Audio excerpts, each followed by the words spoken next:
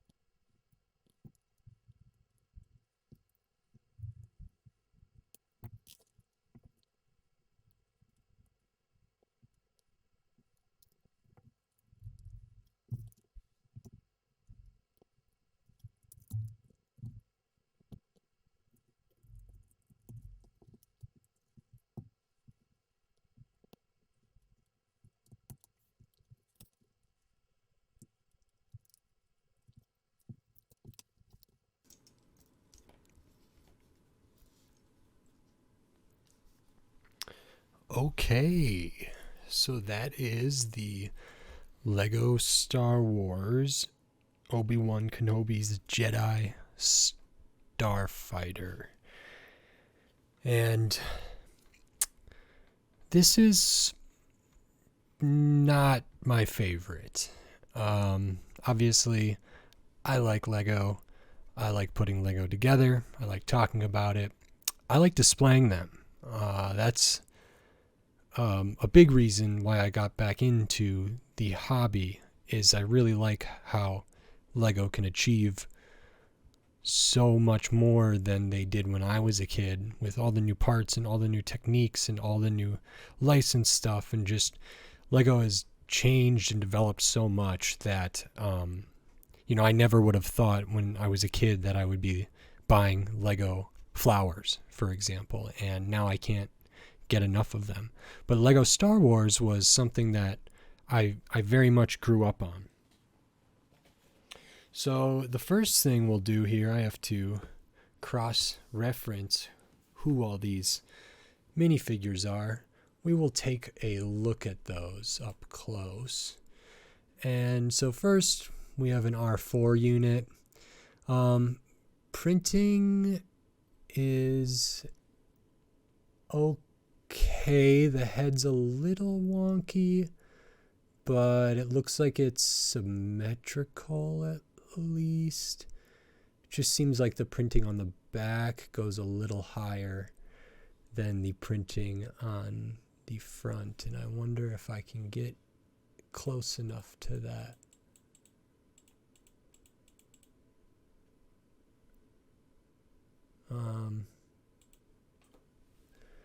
Anyway, it's fine. No printing on the back. I don't know if R4s have ever had that. Only recently have R2s gotten that. We have our Obi-Wan Kenobi. This one's pretty good. The back's not very detailed, the print on the back here. But we do have printing on the legs, and we have printing in the belt area or the hips or the midsection there. So that's pretty good. Comes with the hood, and also comes with a hairpiece. So that's like that, which is fine. And there's an alternate head or alternate print on the head for a like communication accessory that's printed on there, which is nice. I'm glad that they do that. So there's some options there.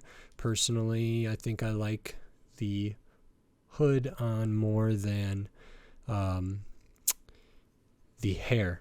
And then we have Tonwei or Tonwei. I don't know.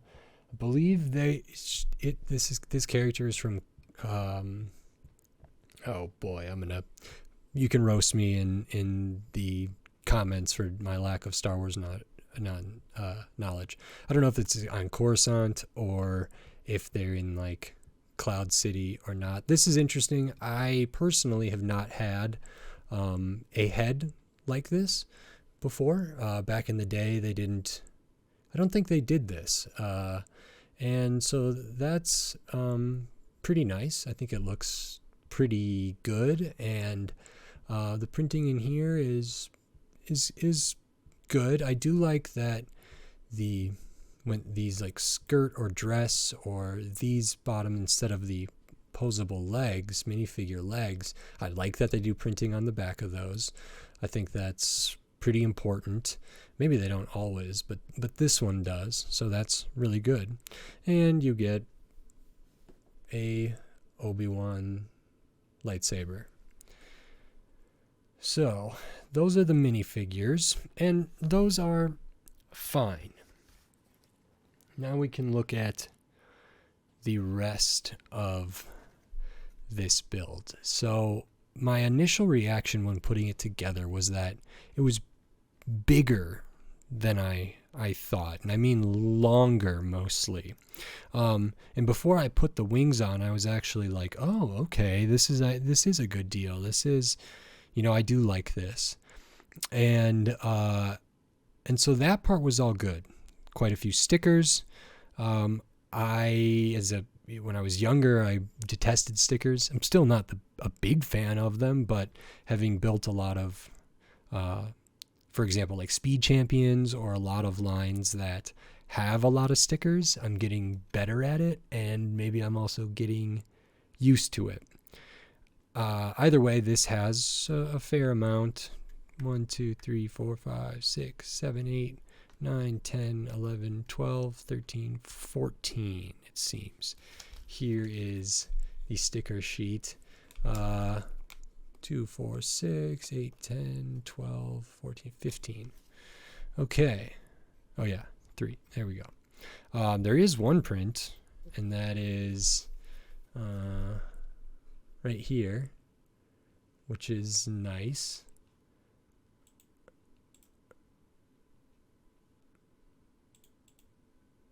And that's fine. They could have made that a sticker for all I care, the amount of stickers that were in here, whatever.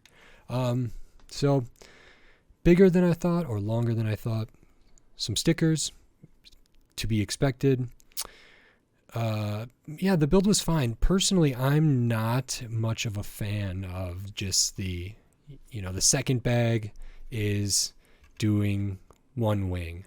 And then the third bag is essentially doing the same thing, but the opposite. And I get that is common because certain spaceships, or maybe many spaceships in Star Wars, are, symmetrical. And so they have kind of mirrored builds on either side. And so, that can be fine. As a builder, when I'm building it can bother me. I just like more things to change up, and I like to keep it fresh. And I think there's a way of doing the order of operations that would maybe complicate things or wouldn't be as straightforward, but it would keep the build experience flowing better for me. This set is rated at 7+, so I understand why they wouldn't want to confuse too much of the build order, and that's okay. If we look at the bottom, there's not really a stand, but there is a foot, but it can't fold up all the way. Maybe it can if we do this. Okay, that's not so bad. That's good, and because there's two kind of ratchet hinges there, and then just this back support. These thrusters or engine, fine. There are clips down at the bottom to attach a lightsaber while it is traveling, and fine. That's kind of common. I'm gonna see actually if do we sit in here or do we stand, and I want to see if it's good with the... Okay, what am I hitting? Is it hitting the hood? It could be that it's not... it just doesn't want to close all the way, and that's fine. I mean, it's not perfect, it's okay. There's a little bit of a gap under there. I can handle that. What I don't like, and I don't know if there's a good way around it, is these gaps in here. You can essentially see right through the ship when looking at it. And it's hard to have wings going off at a certain angle and using those Technic pieces and getting it to look just right. I understand that. It's a brick-based system. That's cool. I just think there's got to be a way. I mean, Lego designers are pretty good at what they do. They're smart. And so on one hand, I think, well, this is the best they can do. And on another hand, I think there's a way to kind of avoid such glaring gaps. And honestly, so I don't know if that's like one stud or not. It's probably 2/3 of a stud wide there. In the back here, not so bad, because what you're seeing there is just all of this underside and the thruster and part of the wing and stuff like that. So you don't see straight through it. At the front of this thing, it is just clear straight through. And that I don't like very much at all. So I will have to compare this with the old one that I think I have from the 2000s.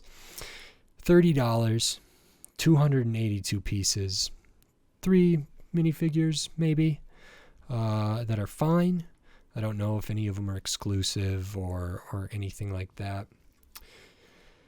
We do have some extra pieces, nothing exciting. Just the average collection of extra pieces. And then we get 4 studs for the stud shooters, which are here. And I know my old one didn't have stud shooters. So I was apprehensive about buying this. I was unsure about this compared to the AT-ST, compared to Boba Fett's ship, compared to the X-Wing, compared to the TIE Bomber, compared to the TIE Fighter. I didn't do any of the much bigger ships, the Justifier or some of the Mandalorian ships or other things like that. I didn't build yet, or maybe I won't. But for like this price point, this scale, this is probably my least favorite out of the ones I just named. And that's a bummer, but I guess, you know, my expectations weren't super high because I was already a little suspect of it. I already wasn't super interested in it. And that's okay. You know, I don't have to like every Lego set, and I'm willing to bet that there are people out there that really, really love this. There is some play value in here, I'm sure, and that's always good. I don't know if it's the best display model in my opinion, but that's okay. I hope there are people out there that really like this. I think it should be cheaper, but there are some bigger parts, you know, so it is interesting. I just did a video on the bird's nest that was $13 I think, or $12, and that had 232 pieces. This has 282, and it's about double the price, but it does have figures, and it is Star Wars, so I have to, you know, kind of consider that. All in all, I you know, this one's not great for me. I don't like it that much. But if you like my video, this video, consider giving it a like. And if you like my content on my channel, consider subscribing to it so you can stay up to date on all the other Lego builds and Lego reviews and Lego related content that I'll be doing in the future. Until then, thanks. Bye.